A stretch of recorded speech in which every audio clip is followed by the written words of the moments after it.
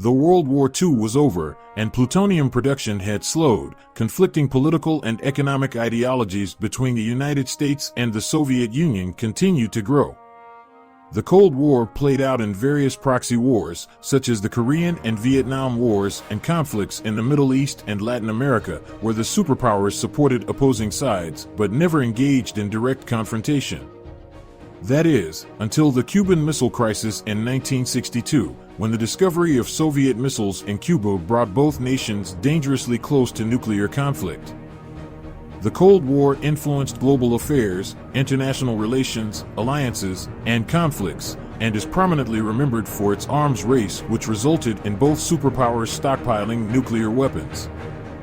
As the Cold War intensified, the increased need for nuclear weapons reinvigorated the plutonium mission at Hanford.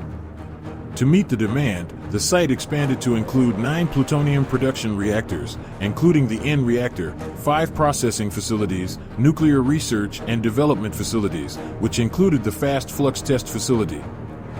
Initiated in 1959, the construction of the final Hanford reactor, known as N, operated as a dual-purpose facility.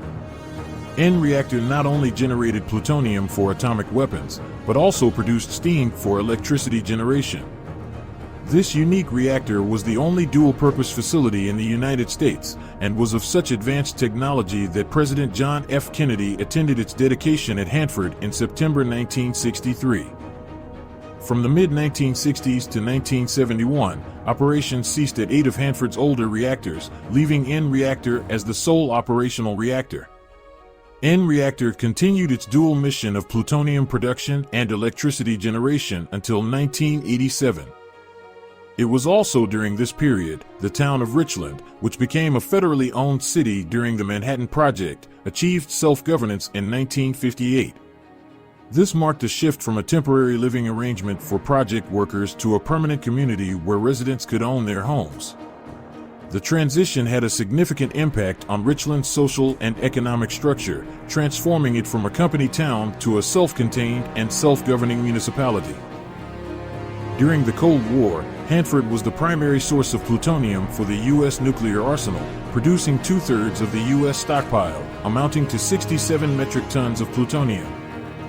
The mindset was simply to outproduce the Soviet Union at all costs. Therefore, environmental considerations took a back seat, which led to inadequate safety measures and improper waste disposal practices during the initial phases.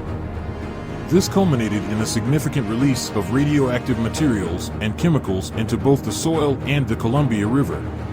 Because of this, the Hanford Site became the epicenter of the nation's most extensive environmental cleanup effort.